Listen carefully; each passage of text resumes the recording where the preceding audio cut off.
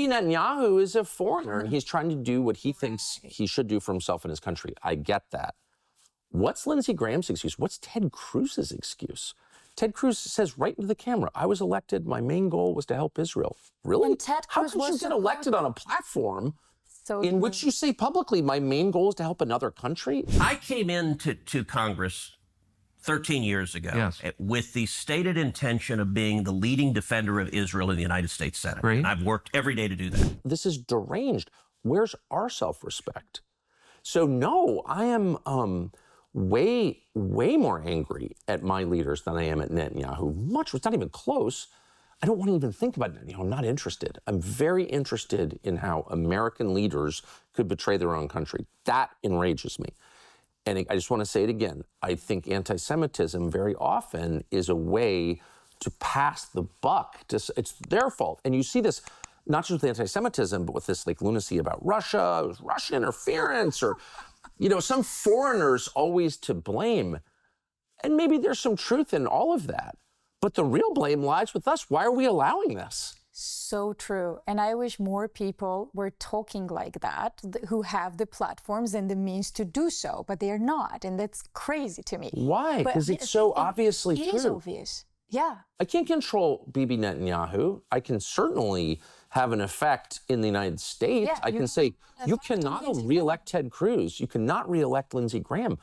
Not because they're evil. I'm not even saying they are, but because they've betrayed their most basic commitment, which is to our country, above all others. I mean, I don't know why that's not complicated at all. Well, I think I know the answer to that. Like, have you looked at resumes of congressmen and senators? Yeah. Like, you're more qualified to be there than, and I'm more qualified to be there than they Yes, are. no, I know. Crazy. I know. And then you have like Ted Cruz. You mentioned Ted Cruz. Ted Cruz was supposed to be the smart one. Was supposed to be.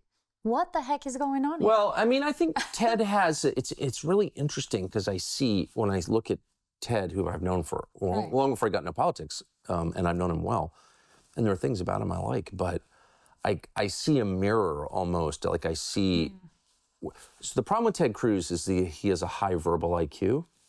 He is very fluent with the language, and I am also, so, and everyone in our business is. And you see the same pitfalls every time. If you are a good talker, you convince yourself that you're a genius because you hear yourself talk and you're like, man, I'm smart. But there is a huge difference between the ability to explain something or fluency with English and wisdom, like true wisdom. And these people, all of this happened to me, they get incredibly arrogant. And they think they're smarter than they are. They think they're wiser than they are. And that's why he did the interview with me. He's like, I'm a brilliant debater. You're not really, actually. You destroyed the guy. You're kind of, well, because he's not very smart. No, he's not. Like at all.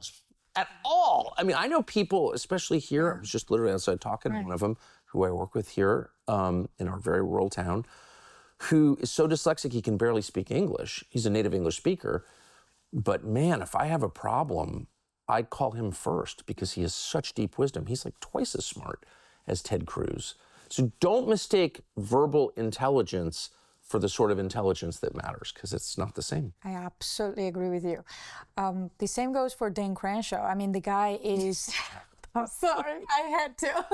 Like, this is, I mean, Dan is somebody who's so convinced that he has the answers to everything. Hey, like maybe in the case of Dan, he seems really hurting. I mean, oh, of course he is. We just didn't. Obviously, I don't like Dan Crenshaw. He threatened to kill me. Have you ever met Tucker? We've talked a lot. If I ever meet him, I'll find him. He's the worst person. I was not afraid somehow, but I look at him, that guy's in agony. That's my read. He's a troubled child. Yes. Dan is a troubled child who lost his mother, and I think he needs to find his way and someone needs to guide him, but he kind of lost friends. There's no one to actually point the way, so. Really? Yeah. That's sad. I didn't know that. Sad. I mean, I grew up without a mother and it worked fine. I got a really good wife though, so that helps. That helps. But I would, I'm interested to hear. That's interesting because boy, I feel it on him. He's just bristling with hostility. He's so clearly the most insecure person ever. Oh, 100%. He seems like, I don't know this because I've never shared a bed with him, thank heaven, but he seems like the kind of guy who's up late in bed, like checking his mentions. No, but reading about himself on Twitter. Absolutely. Absolutely. That's the road to hell, to agony. You are a very wise man. I know, but No, you are. Like, you can see through a person. That's a talent, Chucker. They should be afraid of you. No, I don't. I mean, I don't think I have any extraordinary talent, but with him, it's very obvious. And I think the key to understanding other people is being honest about yourself. Yeah. And Christianity requires that. Like, you ask for forgiveness before you forgive other people. Why do they, in the basic prayer of the religion, why do you do that? Because if you meditate on what a shitty person you are, it's very hard to judge other people. But you also get, if you understand your own weaknesses, like both Ted Cruz, especially Ted Cruz, like, I know what's wrong with Ted Cruz because I've struggled with that myself. Where you give I don't speak with notes ever. I've never spoken with notes, and I don't have teleprompter or anything like that. So when you do that, it's so fun. It's great. It's like one of the great experiences ever. I mean, I actually love giving speeches because it's hard and because the stuff comes out of your mouth that you've never thought of before. It's like a very interesting experience and wild and so exciting, and I love it. But the problem with it is you get off stage and you're like, you start thinking about what you said and you're like, wow, I'm smart. It's incredible how smart I am. Like, I'm like kind of a genius, actually. I know.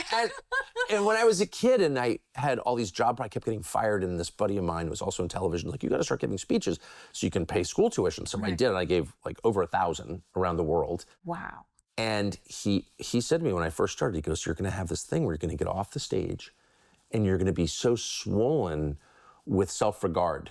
You're going to have fallen so deeply in love with yourself that a woman in the audience is going to feel that, and she's going to hit on you. And you're going to feel like, yeah. I got this. Yeah. Yes. I thought that was, and I never had a problem with that. But he identified, for instance, someone I really respected, James Carville, I'll just tell you that. And who was a very wise man despite being deranged.